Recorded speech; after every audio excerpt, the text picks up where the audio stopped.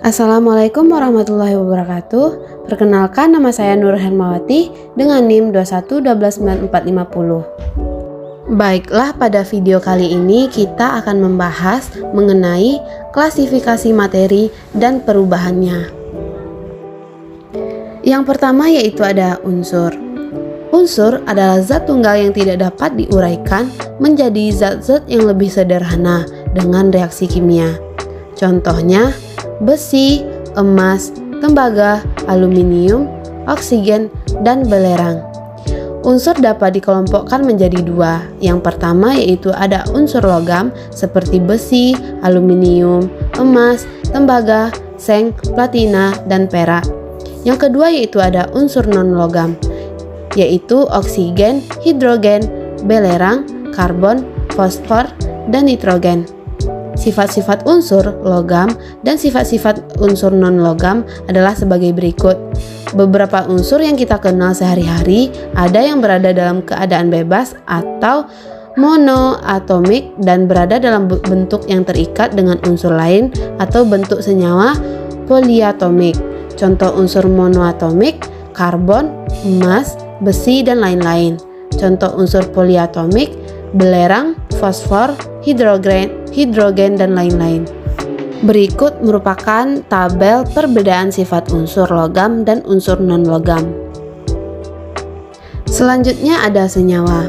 Senyawa adalah zat tunggal yang masih dapat diuraikan menjadi dua zat atau lebih dengan sifat yang berbeda dari asalnya.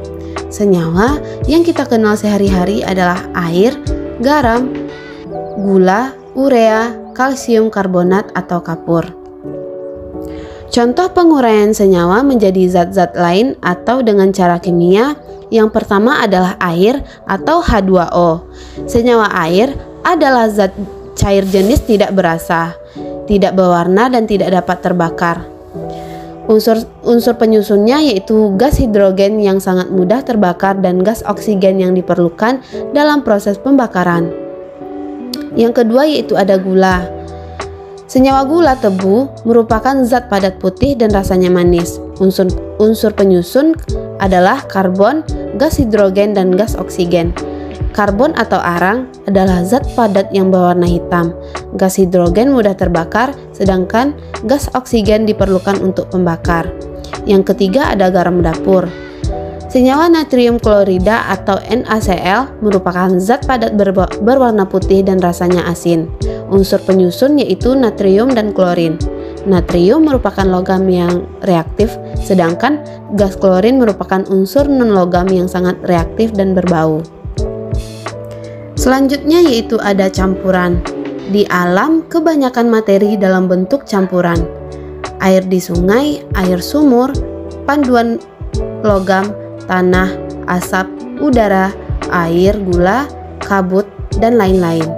Campuran adalah suatu bahan yang terdiri atas dua atau lebih zat yang berlainan bergabung menjadi satu yang masih mempunyai sifat zat asalnya dengan tidak mempunyai komposisi yang tetap. Campuran dapat dibedakan menjadi campuran heterogen dan campuran homogen. Campuran homogen. Campuran homogen adalah campuran yang tidak bisa dibedakan antara zat-zat yang bercampur di dalamnya. Seluruh bagian yang tercampur mempunyai sifat yang sama. Contohnya, udara merupakan campuran bermacam-macam gas seperti nitrogen, oksigen, dan lain-lain. Dan masing-masing gas tidak bisa dibedakan. Yang kedua yaitu ada panduan logam merupakan campuran dari beberapa jenis logam. Masing-masing logam tidak bisa dibedakan. Suatu campuran homogen yang dengan mikroskop pun tidak bisa dibedakan, partikel-partikel penyusunnya disebut larutan. Campuran heterogen. Campuran heterogen adalah campuran yang mengandung zat-zat yang tidak dapat bercampur satu dengan yang lain secara sempurna.